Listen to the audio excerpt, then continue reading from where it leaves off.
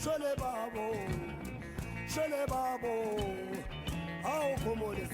Shole babo, shole babo, como this? Shole babo, shole babo, shole babo, where my man, where my man, where my man.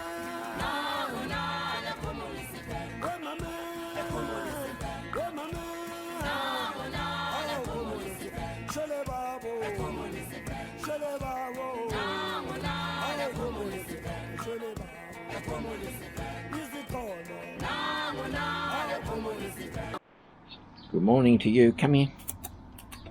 Here's Sky to say good morning to the people in Australia. Say hello, Sky.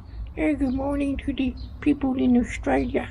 My name is Sky, and I'm the guard dog.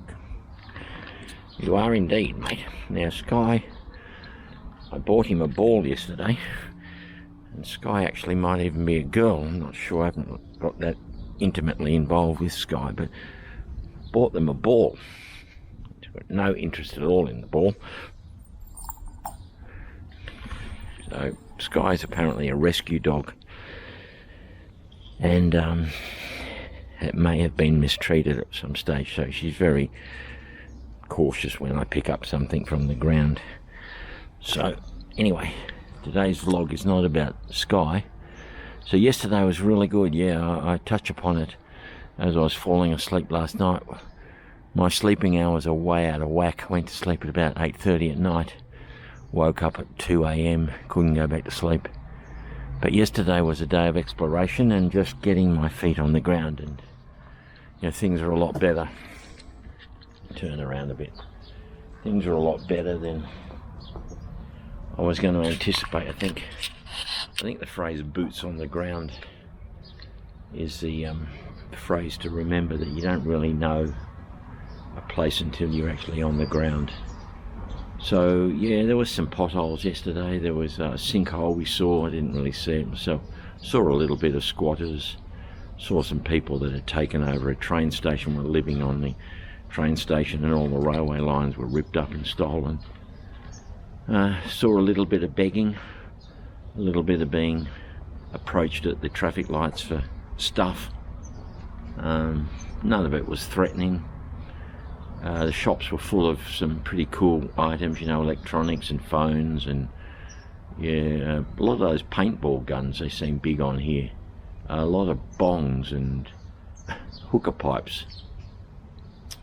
Got my card going from my phone, got my SIM card, that's a bit involved, but my phone's working now, so that was a big thing. Then we went and looked at this guest house. I think it's called the Astria, or Astra. No, it's not right. So I'll find out today, because I'm going to book in there. I'm going to stay. I've booked the room for a week. I'll go and pay and I'll move in today. We'll move out of the house here, because the woman who owns the house is back from her holiday, and Brian has to move to Brackpan and I have to move to my guest house. But 700 Rand a night, which equates to about $56. That's pretty reasonable. And there's a pool there. There's no bed or there's no breakfast or dinner, but it's just the room's really nice. Single room. There's a little dog there as well, which I'll get acquainted with. This is the room at Angelica. As you can see, it's sort of a self-contained room. There are sort of primitive cooking facilities there. They do have a shower, which in South Africa isn't always the case. The house we were house sitting only had a bath. Yeah, okay, it's good. So yeah, that's what we'll be doing today. It's now 10 to 6 in the morning. I've been awake all morning. We'll get all our stuff out of here and return the keys, and then we're going to go across to Kempton Park for Brian to put in some, or pick up some divorce papers or something, and then we might swing past Brackpan, Brackies. So that'll be interesting.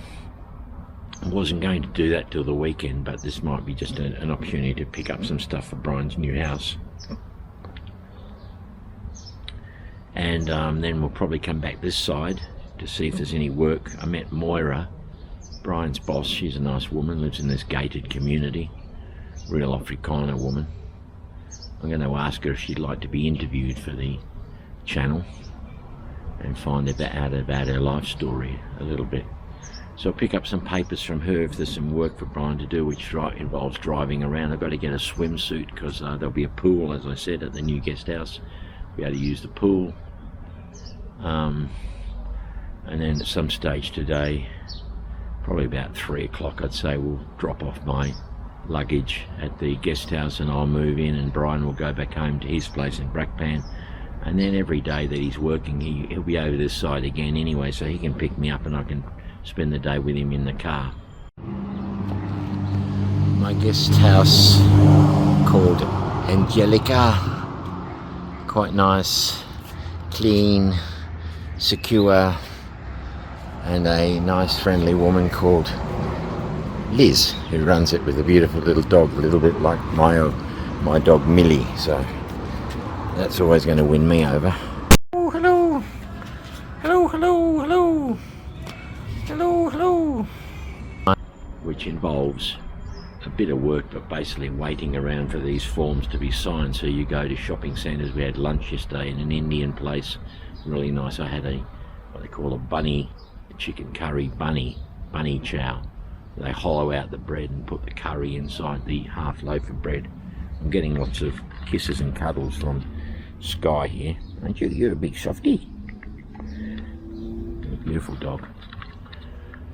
So that'll be the next step in the adventure now. I've contacted all the tour guides to let them know I'm actually in South Africa.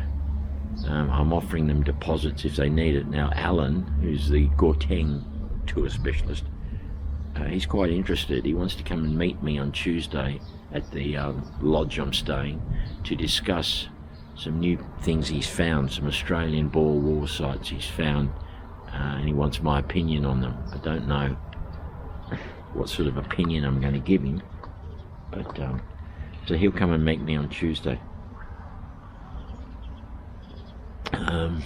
So that's about it, I think. Last night we went across the road. There's like a roadhouse there. They got this huge screen above the roadhouse with like one of these high-res digital sort of 4K screens, you know, huge. They were only showing music clips of people jumping around, dancing and singing, but there was car spots where you could park your car. They sell burgers, pizzas, curry, sandwiches, toasties, all the sort of takeaway food you might want, you know, kebabs. And so you know, you can sit in your car, and I think you can tune your radio into the soundtrack and listen to the music clips coming up, and eat your burgers in the car with your chips or your fries. The only thing that I would recommend is having waitresses in bikinis on rollerblades coming up to your car bringing you food, but Brian said that would end in disaster with these girls flying off into traffic at the end of the car park, or missing your car and landing on the bonnet. But we sat down, we had a pizza, we had a family-sized pizza, half Mexican, half special. So that it was okay, average pizza. Prices are sort of similar to at home, I suppose. But so yeah, we enjoyed that pizza, but I was just so dead tired. I was nearly falling asleep while we were eating the pizza.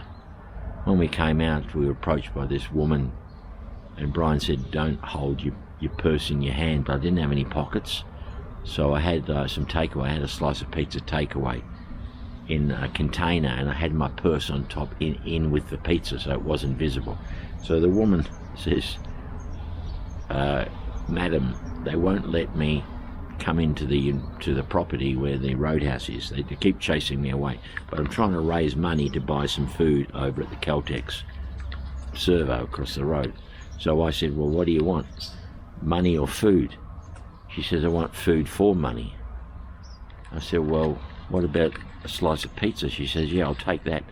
So I was able to give her the container and get my purse out, and she went off with the pizza, which was okay. And then another drunken guy approached us, and I don't know what he wanted, but we didn't talk to him much. But yeah, I think the message just from day one is to be alert, but not, you don't have to freak out, but you got to be a bit switched on, I think. Yeah, so I'm thinking of, we're heading to Kempton Park tonight? Yeah, we're heading first to Jackie's place to drop off the keys, and then we're heading to Kempton Park to the court to go and see what's happening with my divorce. Now, is it Kempton Park Drive we're going along? No, we're on Trichard Road. No, when we get to the court. When we get to the court, no, we'll be on Monument Drive. Oh, okay, because it's Kempton Park Drive where we had the accident. I don't know where. With your mum? Yeah. Okay, yeah, that's out the back of Kempton Park. Right. The road that heads to Pretoria. Right, that's it. Yeah, that's exactly right. That's where we'd been to Pretoria. But yeah, I want to stop at the supermarket and get some cheese, maybe a bit of meat or something, and some crackers, so I can eat at the guest house. Yeah. Brian and I have been talking nearly non-stop, haven't we? We've only barely scratched the surface. So yeah, I don't know what time we started this morning, about fucking 4:30 or something, or 5 we started 5 talking. o'clock, 5 a.m. Coffee and fucking life stories, never ending. I also want to get a swimsuit for the pool, and then this tour guide wants to come and meet me. He's talking about my channel. He says some of your viewers on your channel might be interested. I've discovered some new Aussie war sites for the Boer War. I want your opinions. I don't think he realises that there's only about 80 on my channel, and most of them are family and friends who are doing this as a favour to me. Seriously? Yeah. Interest in the Boer War amongst my friends is fairly minimal. Okay, I suppose it's a long time ago. Yeah, most Australians don't even know, never heard of it, you know. Or they look at the monuments and say, you know, to the soldiers that served and died in South Africa, and they assume that the Australians were killing black people. Black people, yeah. Believe it or not, I had my grandfather, Samuel, or great-grandfather, Samuel. He was here during the Anglo-Boer War, but he wasn't fighting or anything like that. He was a miner, he was up Kimberley Way. And around, was it the Jamison's Raid, you know, that area? Yeah. There was, there'd been a battle and whatever, and there were guys that were dead. Right. And the Boers held him up. All right. And they took his boots. Yeah. He had nothing, he was barefoot. And he took the putties of a dead British soldier. A corky. Yeah, and made shoes for himself. A dead corky. But I think it was more the Free State way, Bloemfontein way. And then when he got into Joburg, you know, got a lift on a wagon and whatever, when he got into Joburg, the first thing he did is he had a photo taken of him in the putties. And I've got it, well, I had it. Yeah. Fucking Clinton took the photos that I've got. That's interesting. But yeah, it was. Yeah, so it was. 5 minutes before approaching the outskirts of Brakpan was an area of thorn bushes and scrub, with a few men wandering off into the bush. And I asked Brian what that was. He told me that was where the illegal gold mines are run by people, I think they're called Zuma Zumas. Not sure of the pronunciation. I asked what would happen if I went in with my backpack and my Osmo camera. He said I would be disassembled. He says I wouldn't make it 100 steps and I would, as a physical person, disappear. That I would probably be dissected and sold to witch doctors as parts for an unusual white transgender woman, and sold body parts for medicines. I don't think he was exaggerating, and he certainly wasn't joking. We then reached a street sign warning that the strip of road was a high-risk carjacking area and to be cautious at all times. but nothing could have prepared me before the degradation of Plastic City.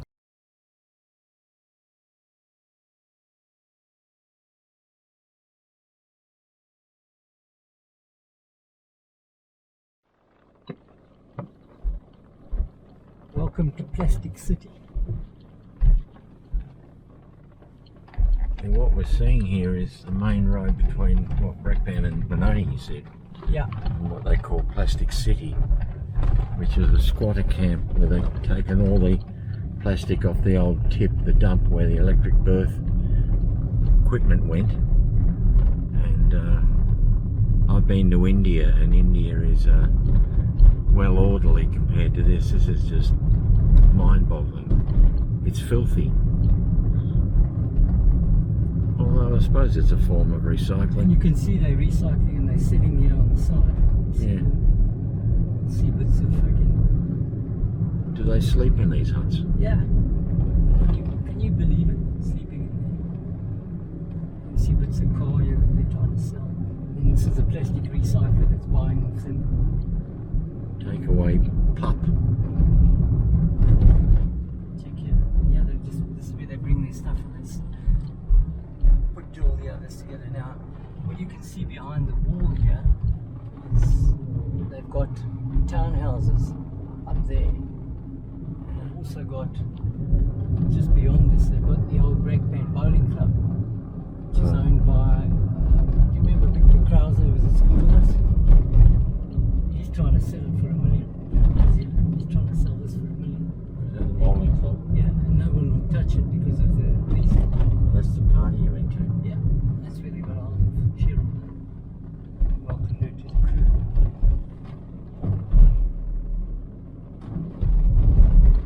So Coming into Brakpan. this was the entrance to Brakpan. I'm speechless. Absolutely. You wouldn't.